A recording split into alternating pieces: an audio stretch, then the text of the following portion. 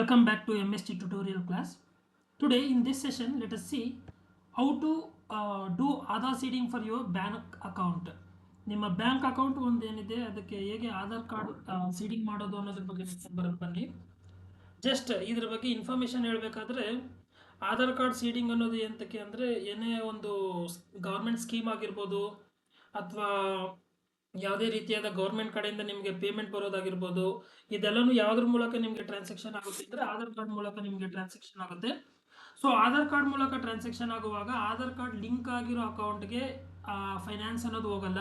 Actually ಯಾವ Aadhaar card bank ಅಕೌಂಟ್ಗೆ seeding ಆಗಿದೆಯೋ ಆ ಅಕೌಂಟ್ಗೆ ಈ ಅಮೌಂಟ್ ಅನ್ನೋದು ಈ ಗೌರ್ಮೆಂಟ್ ಸ್ಕೀಮಿಂದ ಬರೋದಾಗಿರ್ಬೋದು ಅಥವಾ ಗೌರ್ಮೆಂಟ್ ಅಫಿಷಿಯಲ್ಗೆ ಯಾವುದಾದ್ರೂ ಒಂದು ಪೇಮೆಂಟ್ ಮಾಡೋದಾಗಿರ್ಬೋದು, ಅದು ಆ ಆಧಾರ್ ಕಾರ್ಡ್ ಸೀಡಿಂಗ್ ಆಗಿರುವಂಥ ಅಕೌಂಟ್ಗೆ ಹೋಗುತ್ತೆ.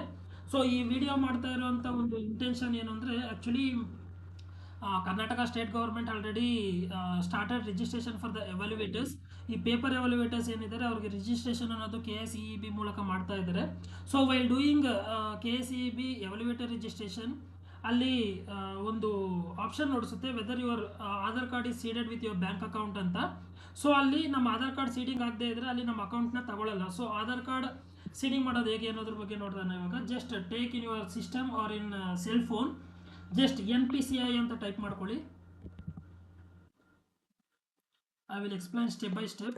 ಎಂಟರ್ ಕೊಟ್ಕೊಂಡು ನೆಕ್ಸ್ಟ್ ಫಸ್ಟ್ ಲಿಂಕ್ ಏನು ಬರುತ್ತೋ ಅದ್ರ ಮೇಲೆ ಕ್ಲಿಕ್ ಮಾಡ್ಕೊಳ್ಳಿ. Just national payment corporations of India NPCI ಅಂತ ಇದಲ್ವಾ, ಅದನ್ನು ಕ್ಲಿಕ್ ಮಾಡ್ಕೊಂಡ ತಕ್ಷಣ ನಿಮಗೆ ಈ ಥರ ಒಂದು ವೆಬ್ ಪೇಜ್ ಓಪನ್ ಆಗುತ್ತೆ.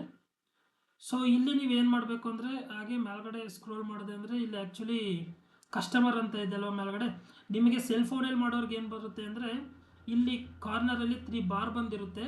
ಸೊ ಸೆಲ್ ಫೋನಲ್ಲಿ ಮಾಡುವಾಗ ಇಲ್ಲಿ ನೀವು ಕ್ಲಿಕ್ ಮಾಡುವಾಗ ನಿಮಗೆ ಕಸ್ಟಮರ್ ಅನ್ನೋ ಆಪ್ಷನ್ ಬರುತ್ತೆ. ನಾನು ಲ್ಯಾಪ್ಟಾಪಲ್ಲಿ ಮಾಡ್ತಾ ಇರೋದ್ರಿಂದ ಕಸ್ಟಮರ್ ಅನ್ನೋ ಆಪ್ಷನ್ ನನಗೆ ಮೇಲ್ಗಡೆನೇ ಇದೆ.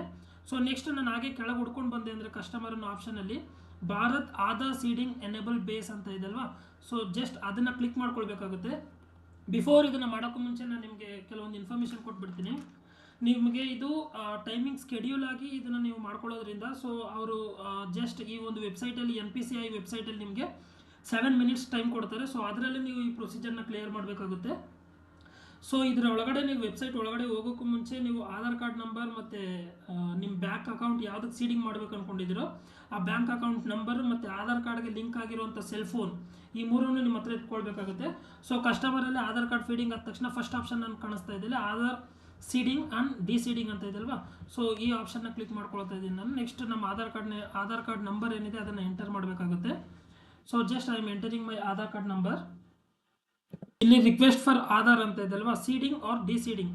ಆಲ್ರೆಡಿ ಸೀಡಿಂಗ್ ಆಗಿರೋಂಥ ಅಕೌಂಟ್ನ ಡಿಸೀಡಿಂಗ್ ಮಾಡೋದಾ ಅಥವಾ ಸೀಡಿಂಗ್ ಮಾಡೋದಾ ಅಂತ ಕೇಳಿದೆ. So I am just clicking seeding.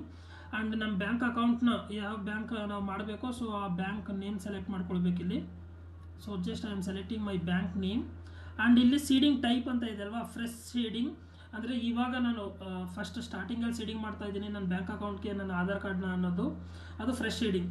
ಮತ್ತು ಮೂಮೆಂಟ್ ಅಂದರೆ ಒಂದು ಸೇಮ್ ಬ್ಯಾಂಕಲ್ಲಿ ಇನ್ನೂ ಒಂದು ಬ್ಯಾಂಕ್ ಅಕೌಂಟ್ಗೆ ಮಾಡುವಂಥ ಸೀಡಿಂಗ್, ಮತ್ತು movement from one bank to another bank, ಈ ಮೂರಲ್ಲಿ ಯಾವುದಾದ್ರೂ ಮಾಡ್ಕೊಳ್ಬೋದು. So I am just clicking on fresh seeding. Fresh seeding click ಮಾಡಿದ ತಕ್ಷಣ ಅಕೌಂಟ್ ನಂಬರ್ ನಾನು ಟೈಪ್ ಮಾಡಬೇಕಿಲ್ಲಿ. ನನಗೆ ಅಕೌಂಟ್ ನಂಬರ್ ಏನು ನನ್ನ ಬ್ಯಾಂಕ್ ಅಕೌಂಟಲ್ಲಿ ಇದೆಯೋ ಅದನ್ನು ಕ್ಲಿಕ್ ಮಾಡಿಕೊಂಡು ನನ್ನ ಅಕೌಂಟ್ ನಂಬರ್ನ ಟೈಪ್ ಮಾಡಬೇಕಾಗುತ್ತೆ ಇಲ್ಲಿ. ಸೊ ನೆಕ್ಸ್ಟ್ ಇಲ್ಲಿ ನೀವು ಸೆಲೆಕ್ಟ್ ಮಾಡ್ಕೊಳ್ಬೇಕಾಗುತ್ತೆ. ಅವರು ಕೆಲವೊಂದು ಇನ್ಫಾರ್ಮೇಷನ್ಸ್ನ ಕೊಟ್ಟಿದ್ದಾರೆ, ಅದನ್ನು ಎಸ್ ಐ ಅಗ್ರಿ ಅಂತ ಕೊಡಬೇಕಾಗುತ್ತೆ. By submitting my Aadhaar number, bank account and other details on this platform I voluntarily and with my own free will agree and give my consent for the use of information including my Aadhaar number ಅಂತ ಕೆಲವೊಂದು details ಕೊಟ್ಟಿದ್ದಾರೆ. So ಅದನ್ನು select ಮಾಡಿಕೊಂಡು next ಇಲ್ಲಿ ಒಂದು captcha ಕೊಟ್ಟಿದ್ದಾರಲ್ವ, ಆ captcha ನಂಬರ್ನ enter ಮಾಡಬೇಕಾಗುತ್ತೆ ನೀವು. ನೆಕ್ಸ್ಟ್ ಸಬ್ಮಿಟ್ ಕೊಟ್ರಿ ಅಂದರೆ ನಿಮ್ಮ ಆಧಾರ್ ಕಾರ್ಡ್ಗೆ ಲಿಂಕ್ ಆಗಿರುವಂಥ ಒಂದು ಮೊಬೈಲ್ಗೆ OTP ಬರುತ್ತೆ. Before that terms and conditions ಕೊಟ್ಟಿದ್ದಾರೆ, ಅದಕ್ಕೂ ಅಗ್ರಿ ಆಗಬೇಕು ನೀವು. ಜಸ್ಟ್ ಕೆಳಗೆ ಇದೆಲ್ಲ ಓದ್ಕೊಂಡ ತಕ್ಷಣ ಕೆಳಗೆ ಅಗ್ರಿ ಆ್ಯಂಡ್ ಕಂಟಿನ್ಯೂ ಅಂತ ಇದೆಯಲ್ವ, ಅದನ್ನು ಅಗ್ರಿ ಆ್ಯಂಡ್ ಕಂಟಿನ್ಯೂ ಕೊಟ್ಟರೆ OTP ಬರುತ್ತೆ. ನಿಮ್ಮ ಮೊಬೈಲ್ ನಂಬರ್ ಆಧಾರ್ ಕಾರ್ಡಲ್ಲಿ ಯಾವ ಮೊಬೈಲ್ ನಂಬರ್ ಕೊಟ್ಟಿದ್ದೀರೋ ಅದಕ್ಕೆ ನಿಮ್ಮ OTP ಬರುತ್ತೆ. After entering the OTP you just click on confirm. See ಇಲ್ಲಿ ಆಲ್ರೆಡಿ ನಾನು ನಿಮ್ಮ ಟೈಮಿಂಗ್ಸ್ ಹೇಳಿದೆ ಅಲ್ವಾ, ಸೆಷನ್ ಎಕ್ಸ್ಪೈರ್ಸ್ ಇನ್ 4 ಮಿನಿಟ್ಸ್ ಅಂತ. Press okay to initiate request for Union Bank of India, confirm. So session period ಇನ್ನು 4 minutes ನನಗೆ balance ಇದೆ. Alert okay, just click on okay. And before ಏನಾಗಿದೆ ಅಂದರೆ, ನಾನು ಇದನ್ನು ನಿಮಗೆ ವಿಡಿಯೋ ಮಾಡೋಕ್ಕೂ ಮುಂಚೆ ಒಂದು ಸಲ ಅಪ್ಲೈ ಕೂಡ ಮಾಡಿದ್ದೆ. ಸೊ ಅದರಲ್ಲಿ ಏನಾಗಿದೆ ಅಂದರೆ, ನನ್ನ ಅಕೌಂಟ್ ಮತ್ತು ಬ್ಯಾಂಕ್ ಅಕೌಂಟಲ್ಲಿರೋ ಅಂಥ ಹೆಸರು ಮತ್ತು ನನ್ನ ಆಧಾರ್ ಕಾರ್ಡಲ್ಲಿರೋವಂಥ ನೇಮ್ ಎರಡೂ ಸೇಮ್ ಆಗಿಲ್ಲ. ಸೊ ಅದನ್ನು ನನಗೆ ರಿಜೆಕ್ಟ್ ಮಾಡಿದ್ದಾರೆ ಆ ಫಾರ್ಮ್ನ. ಸೊ ಯಾವಾಗಲೂ ಅಷ್ಟೇ ಆಧಾರ್ ಕಾರ್ಡಲ್ಲಿರೋ ನೇಮೇ ನಿಮ್ಮ ಬ್ಯಾಂಕ್ ಅಕೌಂಟಲ್ಲೂ ಇರಬೇಕು. ಬೈ ಚಾನ್ಸ್ ನೀವು ಆಧಾರ್ ಕಾರ್ಡಲ್ಲಿ ಚೇಂಜ್ ಮಾಡಿಕೊಂಡು ಬ್ಯಾಂಕ್ ಅಕೌಂಟಲ್ಲಿ ಚೇಂಜ್ ಮಾಡಿಲ್ಲ ಅಂದರೆ ನಿಮ್ಮ ಒಂದು Aadhaar seeding to your bank account ಏನಿದೆ ಆ ಪ್ರೊಸೀಜರ್ ಕಂಪ್ಲೀಟ್ ಆಗಲ್ಲ.